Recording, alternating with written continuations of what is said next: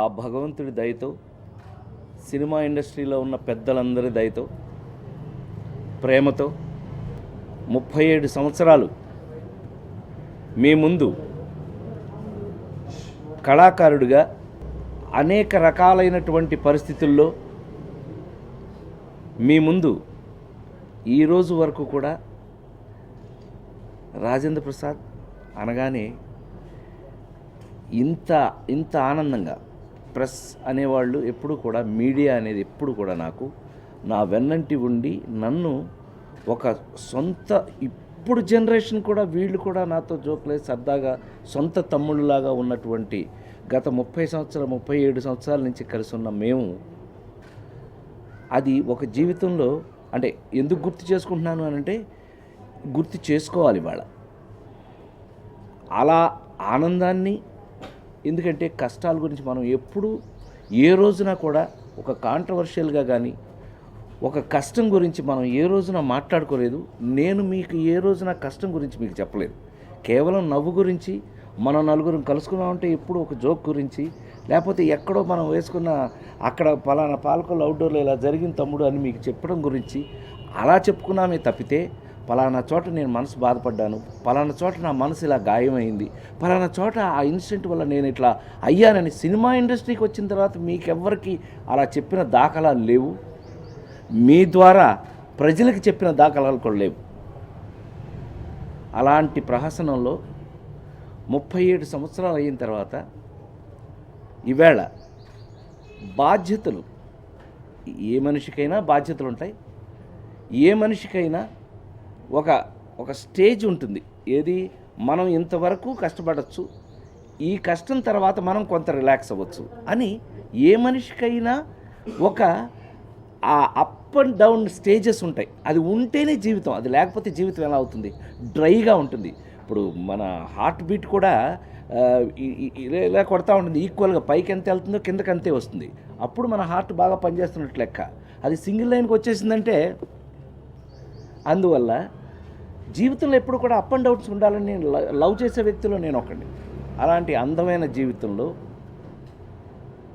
37 సంవత్సరాల cinema industry జీవితంలో నా బాధ్యతల్ని, అంటే సినిమాలో నటుడుగా నా బాధ్యతలు నేను నెరవేరుస్తూ, మనిషిగా, ఒక వ్యక్తిగా, ఒక తండ్రిగా, ఒక భర్తగా, ఒక తమ్ముడుగా, అన్నదమ్ములు అక్క చెల్లెళ్ళ మధ్యన తల్లి లేకుండా పెరిగినవాడు నేను.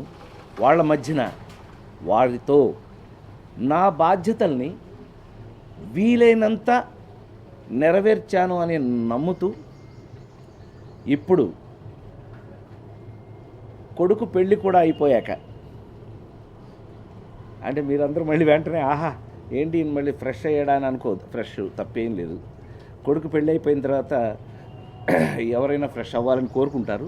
నేను కూడా అలాగే ఫ్రెష్ అయిపోయిన తర్వాత ఒక అద్భుతమైన టైం, ఒక కొంత, ఎందుకనంటే ముఖ్యమైన విషయం మీ అందరికీ చెప్పాలి. సినిమా నటులు ప్రపంచంలో అనేక రకాలు ఉంటారు. కానీ ఆ మహానుభావులు అందరి గురించి మనం మాట్లాడుకునే టైం మనకు ఇప్పుడు లేదు. కాబట్టి కేవలం నా పరంగా నేను మాట్లాడాలి అని అంటే కనుక, ఎప్పుడు నా గుండె మీద చేసుకుని నాకు సాటిస్ఫాక్షన్ ఉంది. హీరోగా నటించినప్పుడు, అంటే అంతకుముందు నేను సపోర్టింగ్ వేషాలు వేసిన, ఇప్పుడు జులై వరకు యాక్ట్ చేస్తున్నా కూడా మనం నవ్వుని మీతో పంచుకున్నాను. నేను నవ్వు ఎలా పంచుకున్నాను అని అంటే, ఒక టికెట్ కొని మీరు థియేటర్లోకి వస్తే మీరు ఇంటికి వెళ్ళేటప్పుడు నవ్వు వెంట తీసుకెళ్ళారు. ఒక ఆ నలుగురు లాంటి సినిమాలో యాక్ట్ చేస్తే మీలో ఒక భావాన్ని, మీలో ఒక సొంత తండ్రిని, మీ బాబాయిని, మీ మామయ్యని ఎవరినో చూసినట్టుగా మీ మనసుతో పాటు మీ భావాన్ని ఇంటికి తీసుకెళ్ళారు. సో మీరు వస్తే నేను ఏదో ఒకటి ఇచ్చి పంపడం నాకు అలవాటైంది. అది నాకు చాలా ఆనందమైన విషయం. ఎందుకనంటే ఒక మనిషిగానే ఇంటికి ఏదైనా వస్తే తింటావా అని అడగటం మన సంస్కారం, మనం పెంచిన సంస్కారం అది. అలాంటిది చాలా అందమైన సాటిస్ఫాక్షన్తో నేను నటుడిగా మీ అందరికీ నా చేతనైనంత వరకు నా పాత్రల ద్వారా మహానుభావులు, రచయితలు, దర్శకులు, నిర్మాతలు, ఆఖరికి నాకు ఒక టైంకి టీ ఇచ్చి నన్ను నాకు భోజనం పెట్టిన మా ప్రొడక్షన్ వాళ్ళతో సహా నన్ను చాలా బాగా చూశారు, అద్భుతంగా. మరి ఆ భగవంతుడి దయ వల్ల 37 సంవత్సరాలకి ఇప్పుడు ఇంకా మీ ముందు సినిమాల్లో నటిస్తూనే ఉన్నందుకు నేను ఎంతో బాధ్యతాయుతంగా, ఎంతో ఆనందంగా, ఎంతో మరి ముఖ్యంగా సమాజం పట్ల, నేను అదే చెప్పాను ఇందాక, నవ్వించిన ఆ బాధ్యత సమాజం పట్ల మనకు ఉండటం వల్ల మనం సేవా కార్యక్రమం అనేది మనం చెయ్యాలి అనేది ఒక బాధ్యత అయిపోయింది నాకు. అయితే ఈ ఆలోచన అంత ముందు ఎందుకు రాలేదు అని అంటే ఇందాక ఆల్రెడీ చెప్పేశాను నేను. సో ఈ రోజున మీ అందరి ముందు సినిమా ఇండస్ట్రీ పెద్దలందరి సహకారంతో, మరి ముఖ్యంగా ఇప్పుడున్న యంగ్స్టర్స్ అందరూ, యంగ్స్టర్స్ అంటే నాకు చాలా ఇష్టం, ఎందుకంటే నేను కూడా నా మనస్తత్వం యంగ్స్టర్. వయసు ఏదైనా పక్కన పెడితే నా నా మనస్తత్వం మాత్రం యంగ్స్టర్స్. యంగ్ అంటే కుర్రతనంగా ఉండాలి, ఎప్పుడు ఒక మంచితో పాటు ఒక సేవా కార్యక్రమాలతో పాటు మనం పరిగెట్టాలి అనుకునే ఒక ఆనందమైనటువంటి ఆ టైప్ ఆఫ్ మనస్తత్వం ఉన్నవాడిని. కాబట్టి నాకు తెలిసి అందరి సహాయ సహకారాలతో అనేక సార్లు నన్ను అనేక రకాలుగా అడిగినప్పటికీ కూడా ఈవేళ ఒక నిర్ణయానికి నేను మనస్ఫూర్తిగా రావడం జరిగింది. ఆ నిర్ణయమే మూవీ ఆర్టిస్ట్ అసోసియేషన్ ప్రెసిడెంట్గా ఈ నెలలో రాబోయే ఎలక్షన్లో నా వంతు కార్యక్రమాన్ని ప్రెసిడెంట్గా ఇక్కడి నుంచి సేవలు అందించాలి అనే ఒక సదుద్దేశంతో, మంచి ఉద్దేశంతో, మంచి అనిపించుకోవాలనుకునేవాడికి నవ్వించేవాడికన్నా ఇంకెవడు ఉండరు నాకు తెలిసి. మంచి అనిపించుకోవాలి అనంటే మంచి చెయ్యాలి, మంచి చెయ్యాలి అనంటే మంచి కమిట్మెంట్ ఉండాలి, మంచి కమిట్మెంట్ ఉండాలి అనంటే మంచి సంస్కారంతో పుట్టింది. నాకు తెలిసి నా ముందు పెద్దలు కానీ, నాతో పాటు ఉన్న పెద్దలు కానీ, ముందు పనిచేసిన వాళ్ళు కానీ, ఇప్పుడు పనిచేసేవాళ్ళు కానీ ఎవరైనా సరే ఒక సేవా దృక్పథంతో ముందుకు వెళ్ళాలి అనే కమిట్మెంట్ తోటి ఒక వారం 10 రోజులుగా దీని మీద చాలా అద్భుతమైనటువంటి దీని మీద అవగాహనతోకి వచ్చి దీన్ని స్టడీ చేసి మనం ఇది రైట్ టైం. నేను ఆల్మోస్ట్ ఇప్పుడు ఉన్న జనరేషన్లో సీనియర్గా, నాకు తెలిసి అందరికీ ఇష్టడిగా, అందరూ ఇష్టపడే వ్యక్తిగా, రాజా అని నన్ను అందరూ దగ్గర తీసుకునే అంత చనువున్న వ్యక్తిగా నాకు తెలిసి ఇక్కడి నుంచి ఆ బాధ్యతని నేను కరెక్ట్గా నెరవేరుస్తాను అని నేను మనస్ఫూర్తిగా అనుకుంటున్నాను నేను. సో దానికని 100% మూవీ ఆర్టిస్ట్ అసోసియేషన్ ప్రెసిడెంట్గా ఈ నెలలో జరగబోయే ఎలక్షన్కి నేను, నాతో ఒక అద్భుతమైనటువంటి టీం, అంటే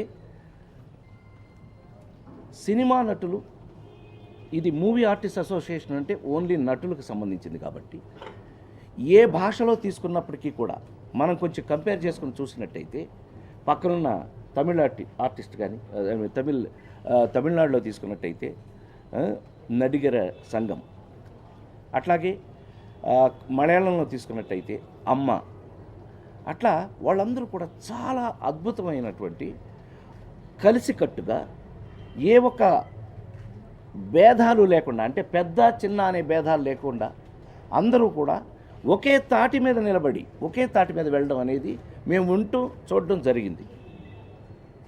అది ఒక ఇన్స్పిరేషన్గా తీసుకుని ఈవేళ అందరం కూడా, అందరికీ ఇష్టడిగా నేను అందరినీ కలుపుకోవాలనేటువంటి మనస్తత్వంతో అందరం కలిసి అద్భుతంగా పెద్ద చిన్న అనే తేడా లేకుండా సేవ ఎవరికైనా సేవే. అంటే కమర్షియల్గా ఒక పెద్ద హీరో అయినటువంటి అది ప్రైడ్. అది కమర్షియల్గా పెద్ద హీరో అయినటువంటి ఒక పెద్ద హీరోతో సహా ఈవేళ మీరందరూ చూస్తున్నారు, మీ ఎదురుగా ఆరోగ్యం పెద్ద సమస్య అయిపోయింది. మీకు తెలుసు బాగా. ఏది కళాకారుల్లో ఈ ఆరోగ్యం అనేది చాలా జాగ్రత్తగా చూడవలసిన అవసరం పెద్ద దగ్గర నుంచి చిన్న వరకు అందరికీ ఒకటే సమమైనటువంటి విషయం. అది కనుక తీసుకున్నట్టయితే అలాంటి విషయాల్లో కానీ ఏదైనా సరే అందరినీ ఒకేలాగా చూడటం అది ఇంపార్టెంట్ అని నమ్మి అదే ఫాలో అవుతూ అదే నా వాళ్ళు నాకు అడిగి నా తమ్ముడు నన్ను నా వెంటుండి నన్ను అన్నయ్య come on we will go on, yes this is time for you, ఇది మీకు రైట్ టైము మీరు సర్వ్ చేయడానికి అందరికీ రండి అని అంటే కనుక నిజంగానే అంతకుముందు మీకు ఇందాకే నేను విన్నవించుకున్నాను, నాకున్న బాధ్యతలు బరువులన్నిటి తర్వాత నిజంగానే ఇంకా బ్రహ్మాండంగా పనిచేస్తున్నాను. నేను కొంత సమయాన్ని ఇలా మూవీ ఆర్టిస్ట్ అసోసియేషన్లో చిన్న పెద్ద అనే తేడా లేకోకుండా అందరినీ ఒకే విధంగా ఒకే విధమైనటువంటి ఆనందం పొందేటట్టుగా నేను మూవీ ఆర్టిస్ట్ అసోసియేషన్ మెంబర్ నండి అని గుండె మీద చేసుకుని మీసం మీద చేసుకుని చెప్పేటట్టుగా. ఎందుకనంటే మా మిత్రుడు ఒక ఆయన ఉండేవాడండి తమిళ్లో, వెన్నురాడే మూర్తి గారని నా గురుగారండి. రే ఆర్టిస్టులు మనుషులు కాదు రానివాడు, ఇదేంటంటే ఆర్టిస్ట్ మనుషులు కాదేంటని దేవతలు రాని.